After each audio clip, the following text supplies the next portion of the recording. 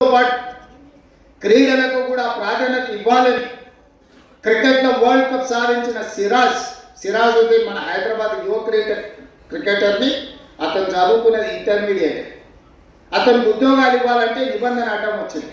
క్యాబినెట్లో పెట్టి నిబంధనను సవరించి గ్రూప్ 1 డిఎస్పీ జాబ్ సిరాజుద్దీన్ ఇచ్చిన నేను. నిఖత్ జరీన్ బాక్సింగ్లో నిజామాబాద్ ఒక అత్యంత purest of the poor minority family girl బాక్సింగ్లో రాణిస్తే ఆ అమ్మాయిని నిఖత్ జరీన్ 2 కోట్ల రూపాయల నగదు ఇవ్వడమే కాకుండా గ్రూప్ 1 జాబ్ డిఎస్పీ జాబ్ ఆ అమ్మాయికి ఇచ్చిన. దీప్తి అని పారా ఒలింపిక్స్లో కాంస్య పథకం సాధించింది వరంగల్ అమ్మాయి.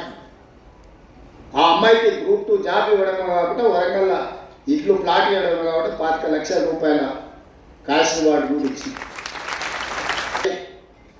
క్రీడలు దేశం యొక్క ప్రతిష్టను పెంపొందిస్తాయి. మొన్న ప్రధానమంత్రి గారిని కలిసినప్పుడు 2036లో ఒలింపిక్స్ క్రీడల్ని దేశంలో నిర్వహించాలని మనోళ్ళు బిల్డింగ్ చేస్తున్నారు.